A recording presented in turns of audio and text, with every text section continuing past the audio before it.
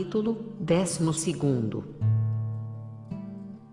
Pregação e maravilhas no norte da Itália. Entre os conventos que Antônio fundou merece especial menção de Gemona, célebre pelo milagre que Antônio aí operou. Eis em que ocasião. Quando ele dirigia as obras do edifício, misturado com os operários, conduzindo as pedras e a argamassa como um deles, passou perto da oficina um camponês com uma carroça puxada por bois. Antônio pediu que lhe emprestasse um momento a carroça, para ir buscar certa porção de tijolos precisos para a construção do convento. O camponês, que não estava disposto a obsequiar o bem-aventurado, disfarçou as suas intenções, e recusou o serviço que lhe era pedido sob o pretexto de que levava um morto. Ora, esse pretendido morto não era mais que um filho do camponês, que dormia estendido no carro.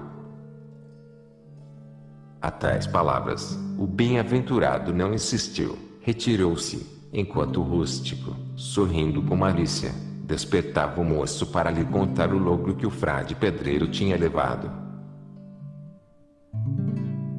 Mas seus esforços foram baldados. Sem o suspeitar, ele havia dito a verdade respondendo que conduzia um morto. A esse espetáculo, ficou tomado de susto, e soltou gritos de angústia. Deixou o carro, e correu para o bem-aventurado, a conjurá-lo, derramando torrentes de lágrimas, que lhe restituísse o filho. O bem-aventurado comoveu-se diante de uma dor tão profunda, acompanhada de tão viva fé. Dirigiu-se para o carro do morto, e, fazendo sobre o cadáver o sinal da cruz, estendeu a mão ao adolescente, que se ergueu cheio de vida. É assim que os santos se valem dos ultrajes que se lhes dirigem. Este milagre terminou os trabalhos do santo durante o ano de 1227. No começo do ano seguinte, nós o achamos em Treviso e Veneza em marcha ascendente, projetando claridades cada vez mais vivas. Mas tudo isto é só o prefácio de sua atividade, tão grandioso é o que me resta dizer.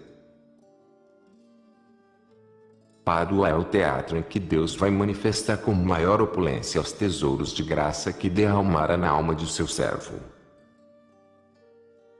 Não sei se, ao caminhar na risonha planície em que Pádua é situada, quando lhe avistava no horizonte os muros fortificados e as arrojadas flechas dos tempos, teve Antônio o pressentimento de seu futuro, e das tribulações, que o aguardavam. Pois, lícito crer que Antônio não suspeitou o que Pádua lhe reservava. Ele restituirá a essa infeliz cidade o verdadeiro evangelho, obscurecido pela heresia, fará reflorescer a pureza de seus costumes, restabelecerá a paz entre os cidadãos divididos, exercerá salutar influência em seus destinos políticos, e a preservará dos males prestes a se descarregarem sobre ela. Depois de ter sido seu apóstolo, tornar-se-á o mais ilustre de seus filhos. Pádua tomará o nome dele nos fastos da ordem dos frades menores, e Pádua lhe dará o seu com esse batismo de reconhecimento e de amor que sua memória chegará até a mais remota posteridade. Enfim, ele terá o túmulo ao lado de seu segundo berço, morto, viverá na glória que lhe há de assegurar a sua pátria adotiva. Mas Antônio não tinha preocupações dessa ordem. Olhando Pádua, pensava nos estragos que os sectários haviam produzido em seu seio. Suas entranhas então estremeceram, seu coração se dilatou sobre ela, como para lhe recolher os filhos transviados e reaquecê-los ao foco da caridade de Jesus Cristo. Transpôs as portas da cidade com toda a modéstia. Chegado o momento, abriu sua estação, pedindo ao céu que a abençoasse. O movimento não se fez esperar muito tempo. Desde o começo, o bem-aventurado fascinou o auditório. O concurso era imenso, de todos os lados vinha gente, ansiosa, e com avidez se recolhia sua palavra eloquente. Coisa digna de admiração, escreve o autor anônimo, nas fileiras dessas massas humanas amontoadas no templo, não se ouvia sequer uma queixa, nenhum traço de dissipação, nenhum dito inconveniente empanava a beleza da cena. As crianças faziam como todos os mais, até os vagidos retinham para não interromper o pregador. Aplicava-se o ouvido, fitava-se o olhar sobre o homem de Deus, não se experimentava nenhum cansaço, tão grande era a devoção com que se o seguia. A palavra de Antônio saía-lhe da boca como de uma fornalha ardente. Era maravilhoso ver como ele agitava o auditório. Penetrava até a medula das almas, produzia nelas profunda emoção, acompanhada de arrependimento e de ódio às fraquezas e aos crimes da vida. Nessa época de fé cândida, os pecadores davam livre curso aos sentimentos que os agitavam interiormente. Voltavam-se para os vizinhos e diziam em voz alta, soltando gemidos: infeliz que sou. Até hoje não tinha compreendido a fealdade do pecado. Se a conhecesse, de certo não o teria cometido. Então exortavam-se mutuamente a fazer uma boa confissão, a empreender peregrinações por espírito de religião, a se impor em jejuns rigorosos, em dias fixos, em honra da Mãe de Deus, e a realizarem outras obras de piedade. Ao mesmo tempo vertiam torrentes de lágrimas, soltavam longos suspiros, batiam no peito pancadas repetidas, com uma compunção de que nenhuma narrativa poderia dar ideia a quem não foi testemunha. E eram sinceras essas demonstrações, porque se seguiam das mais estrondosas conversões. A voz do apóstolo, acalmavam-se os ódios hereditários. Os cidadãos divididos pelas opiniões políticas e pelos preconceitos de seita, reconciliavam-se, dando-se o ósculo de paz, as portas das prisões abriam-se, as infelizes vítimas da lei ou das vinganças, que pelo espírito de partido então eram numerosas, recobravam a liberdade. Os usurários restituíam os bens mal adquiridos. Os credores devolviam os penhores que tinham em seu poder, perdoavam as dívidas da viúva e do órfão. Em todas essas acomodações, o homem de Deus era tomado por árbitro. Cada um se remetia ao seu parecer, com ilimitada confiança, da qual se valia ele para o bem geral da cidade. Por outro lado, as mulheres de má vida envergonhavam-se de suas desordens, os concubinários regularizavam sua posição, os lugares de jogos e folguedos se viam desertos. Ladrões afamados e salteadores de estrada deixavam a sua abominável profissão. Foi nessa época que Antônio converteu os 12 bandidos, cuja história é narrada do seguinte modo no Liber Miraculorum de Wading. No ano do Senhor 1292, um velho referiu a um frade menor que havia conhecido o bem-aventurado Antônio. Eu era, disse ele, salteador de profissão. Fazia parte de uma quadrilha de 12 bandidos como eu, habitávamos nos bosques, e roubávamos a todos os viajantes que passavam perto de nós.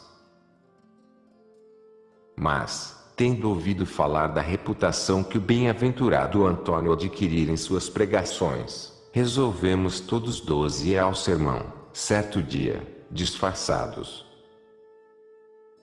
Não podíamos acreditar no que se contava, a nosso ver com exageração, sobre os efeitos que ele produzia, pois que o comparavam a uma tocha ardente e o chamavam um novo Eli uma tarde, pois, em que ele devia anunciar a palavra de Deus. Pusemo-nos a caminho para ouvi-lo, mas enquanto prestávamos ouvido aos acentos que lhe saíam da alma inflamada, sentimos despertar em nossos corações o arrependimento dos crimes que tínhamos cometido. Ao terminar o discurso, era profunda a nossa compunção, consternavam-nos as lembranças de nossa vida maculada de perversidades. Quando o bem-aventurado padre nos ouviu em confissão, um após outro, proibiu-nos continuar em nossas desordens. Aos que renunciassem a elas, prometeu as alegrias do paraíso, ameaçou dos suplícios do inferno os que a se obstinassem. Muitos violaram seus juramentos, e acabaram mal, conforme o bem-aventurado lhes tinha predito. Os que foram fiéis a seus compromissos, adormeceram na paz do Senhor. O velho acrescentou: o bem-aventurado Antônio dera-nos por penitência fazer 12 vezes a peregrinação ao túmulo dos santos apóstolos. É a 12ª que hoje completo. À proporção que se adiantava nesta comovente narrativa, torrentes de lágrimas lhe corriam dos olhos. Segundo a promessa que o bem-aventurado lhe tinha feito, ele esperava a paz da vida eterna, terminado que fosse o curso de sua vida mortal. Os triunfos que obtinha Antônio no púlpito, levaram ao sagrado tribunal multidão enorme de penitentes de um e de outro sexo, impacientes por confessar os seus pecados. A custo podia ele acudir a toda a tarefa. Era auxiliado pelos frades menores e pelos sacerdotes seculares, mas todos eles juntos sucumbiam ao peso do trabalho. Muitos dentre os que se apresentavam para alcançar o perdão, declaravam ter recebido avisos divinos, e que tinham a ordem de se dirigir a Antônio e de se submeter em tudo a seus conselhos. Outros não hesitavam em afirmar que, durante o sono, o homem de Deus lhes tinha aparecido e lhes dissera: levanta-te, Martinho, levanta-te, Inês, vai procurar o tal frade, e confessa-lhe o pecado que cometeste em tal lugar, e que ninguém sabe, senão só Deus. Entretanto, Deus não deixava sem prêmio os trabalhos de seu servo. À parte as consolações íntimas de que lhe inundava a alma, fazia brilharem os milagres até no ministério obscuro e sem eco do confessionário. Um dia o bem-aventurado tinha sido mais eloquente que de ordinário. Um homem do auditório ficou profundamente abalado por sua palavra e, quando se apresentou para acusar os pecados, soltava tão doidos suspiros, e tanto lhe cortavam a voz os soluços que não pôde proferir palavra. Disse-lhe então o bem-aventurado que notasse por escrito os pecados, a fim de que ele os pudesse conhecer por leitura. O penitente fez o que lhe ordenava, mas, quando o homem de Deus teve nas mãos o papel, a escrita desaparecera tão apagada estava como se aí nunca se houvesse traçado uma letra. Esse fenômeno tinha uma significação muito elevada e muito grata. Era para o choroso penitente a prova de que os seus pecados estavam perdoados no céu. Exprimia o apóstolo que o labutar dele não era inútil, pois sua palavra determinava arrependimentos tão eficazes. Mas o espírito do mal ardia em despeito por tantas maravilhas, que enfraqueciam seu império. Inimigo irreconciliável de todas as boas empresas, para desviar dos seus pios desígnios o santo homem Antônio, cujo triunfo tanto subia, entrou a atormentá-lo com ilusões noturnas. O que vou referir, escreve o autor anônimo, não é fábula, o próprio homem de Deus confiou a um irmão, ainda em vida. Uma noite durante a Santa Quarentena, no começo dos trabalhos apostólicos aqui vimos que o homem de Deus se consagrara, para restaurar os membros abatidos da fadiga, buscava ele um pouco de repouso em alguns instantes de sono. Eis que de súbito impuro Satanás invade a sua cela, e, agarrando-o pela guela, apertava-o com tanta violência que, se não sustentar uma força divina, Antônio certissimamente seria estrangulado. O bem-aventurado invocou logo o nome da Mãe de Deus, e traçando na testa o sinal da cruz redentora, entoou a voz alto glorioso do Mina. Assim pôs em fuga o espírito de trevas, e logo se sentiu livre de suas emboscadas. Quando, contente de o derrotar, procurava-o com os olhos, notou uma claridade celeste derramada em sua pobre cela, que a fazia resplandecer como um vestíbulo do paraíso. Depois desse combate de que saíra vitorioso, o intrépido apóstolo continuou a aplicar-se ao rude labor da pregação com uma energia que não conhecia desfalecimento. Os esforços do inferno para ir de encontro à sua obra produziam o efeito contrário. O povo mostrava-se cada dia mais ávido de ouvi-lo. Estabelecera-se na cidade uma santa emulação, era quem mais corresse para recolher os ensinamentos que caíam de boca tão eloquente. A afluência foi logo tão considerável que se tornou preciso instituir estações cotidianas em cada igreja, por turno, mas esta medida ainda não resolveu a dificuldade. Num momento, o espaço faltou de todo. Nenhum recinto podia conter as multidões que se apinhavam e cuja onda invasora crescia sem cessar. As mesmas praças públicas se acharam acanhadas, e então o bem-aventurado pensou em ir para fora dos muros, para se instalar em campo aberto, a fim de que, diz o autor anônimo, o orvalho da doutrina celeste que corria da abundância de seu coração, refrigerasse a terra e lhe fertilizasse o seio. Sob essa tocante imagem, designa ele as almas que tinham sede da verdade e da justiça, e a quem o bem-aventurado ia abrir as fontes sagradas para as dessedentar. Viu-se então um espetáculo admirável, que se reproduziu mais de uma vez nos anais da igreja, mas que raras vezes tem sido excedido.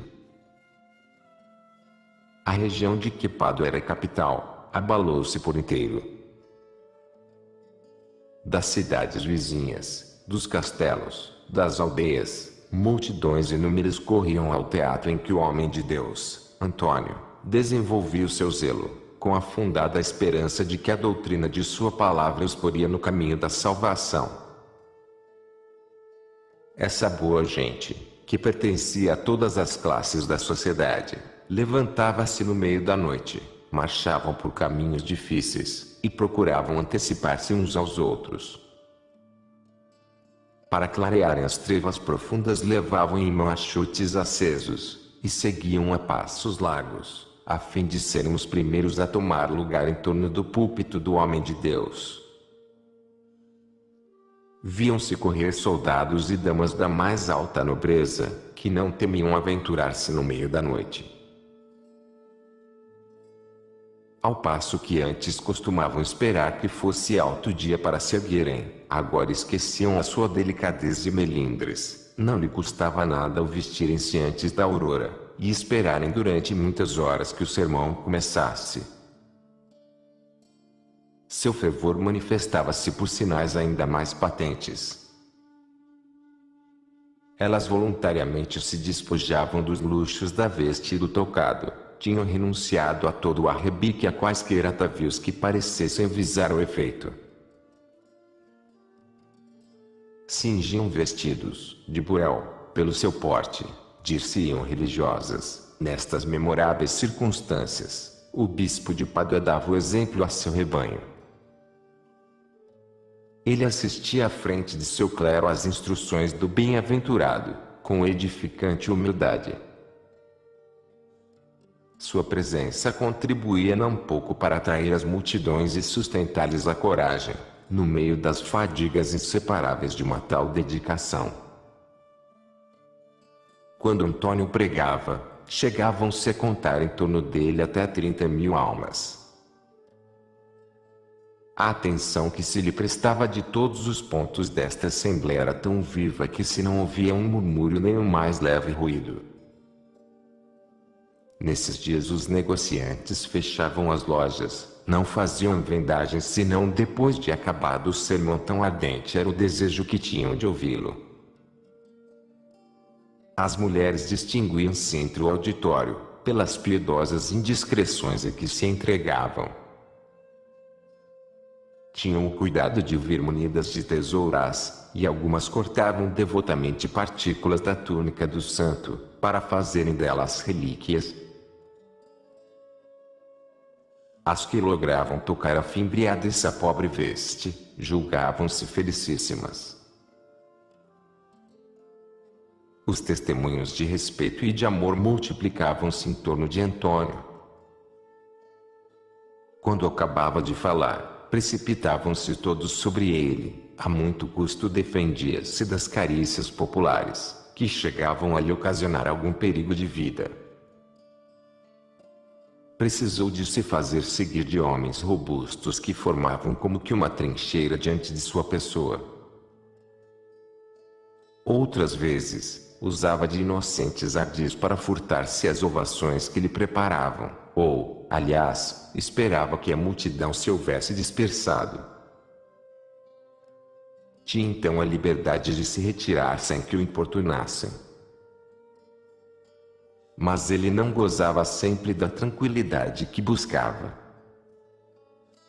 Um dia, ao entrar em Peruja por veredas solitárias, a fim de evitar os aplausos da turba eletrizada por sua eloquência, uma mulher, tomando caminhos de atalho, pôs-se a correr para o alcançar ofegante quase sem respiração, de tão precipitada que era a sua marcha.